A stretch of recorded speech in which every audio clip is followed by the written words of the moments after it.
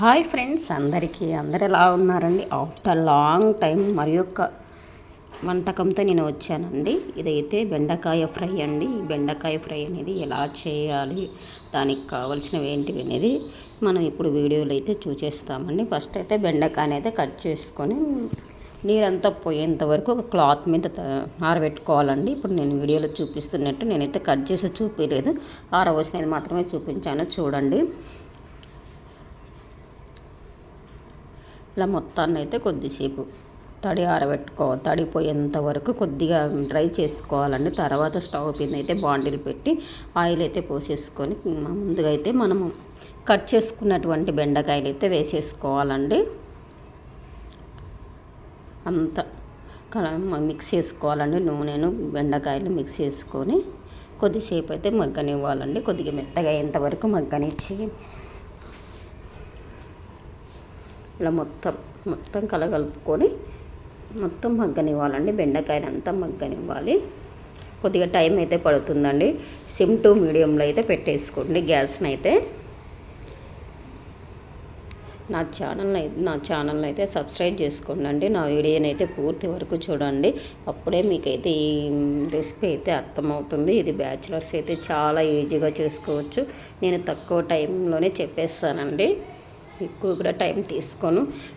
Recipe పెట్టడానికి recipe చేయడానికి time తక్కువ పడుతుంది. నేను అವೆಲ್ಲ తీసేసి మొత్తానికి నేను ఎక్కడెక్కడ ఏంది అనేది చెప్తున్నానండి. ఇప్పుడైతే కొద్దిగా పక్కకు పెట్టుకొని మళ్ళీ కొద్దిగా ఆయిల్ తీసేసుకొని మనమైతే ఇది వేసుకుంటున్నామండి. జీలకర్ర, ఆవాలు, కరివేపాకు, బుడ్డపప్పులు కూడా వేసుకోండి. బుడ్డపప్పులు అంటే వేరుశనగ పప్పులు కూడా వేసేసుకోండి. వేరుశనగపప్పులు పక్కన పెట్టుకొని మళ్ళీ తర్వాత అయినా ఫ్రై అయిన తర్వాత అయినా వేయించుకోవచ్చు. ఎందుకంటే నేను ముందుగానే వేస్తున్నాను మెత్తగా ఉండాలని. తర్వాత కరివేపాకు కూడా వేసేసాను చూడండి.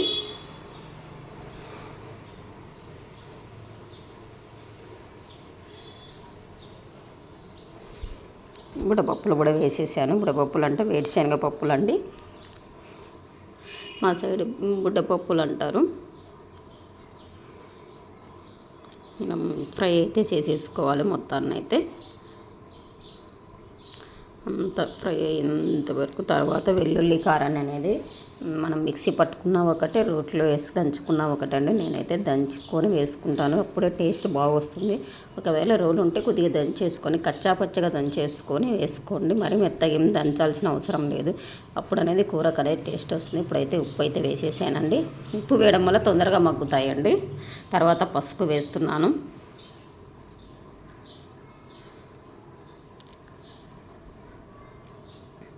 ఇలా మొత్తాన్ని కలగలిపి ఇంకా కొద్దిసేపు ఫ్రై అయ్యేదాకా మగ్గనివ్వాలండి.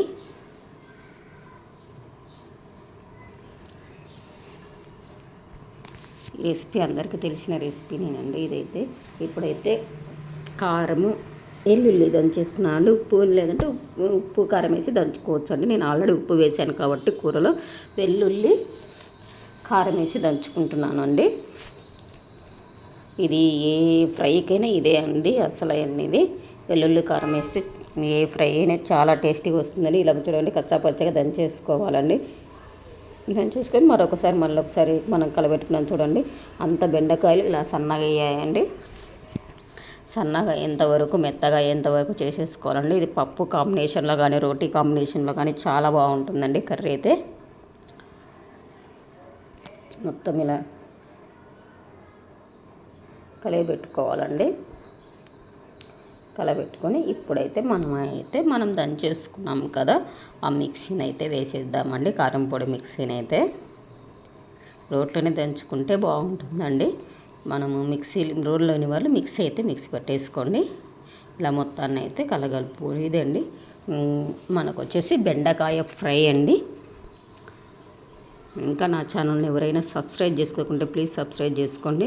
ఇలా వేసిన తర్వాత ఒక 10 నిమిషాలు మగ్గనివ్వండి. సిమ్లో మాత్రమే మగ్గనివ్వండి. నూనె సరిపోకుంటే నూనె కొద్దిగా వేసేసుకొని మగ్గనివ్వండి. అప్పుడు కారం అంతా బెండకాయలకంతా పట్టుకొని చాలా టేస్టీగా వస్తుందండి.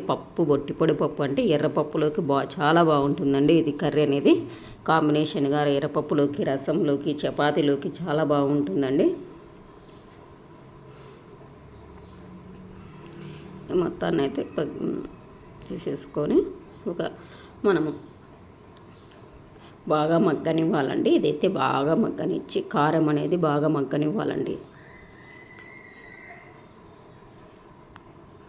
ఇది అండి బెండకాయ ఫ్రై అనేది. ఇది నా వీడియో. నా ఛానల్ని అయితే సబ్స్క్రైబ్ అయితే చేసుకోండి. నా వీడియోని అయితే పూర్తి వరకు చూడండి. వీడియోస్ అయితే లేట్గా వస్తున్నాయి. కొద్దిగా నేను బిజీగా ఉండడం వల్ల వీడియోస్ పెట్టడం లేదు. లాంగ్ వీడియోస్ ఇప్పటి నుంచి కాన్సన్ట్రేషన్ అయితే చేస్తానండి. థ్యాంక్ యూ ఫర్ వాచింగ్ అండి. బాయ్ అండి.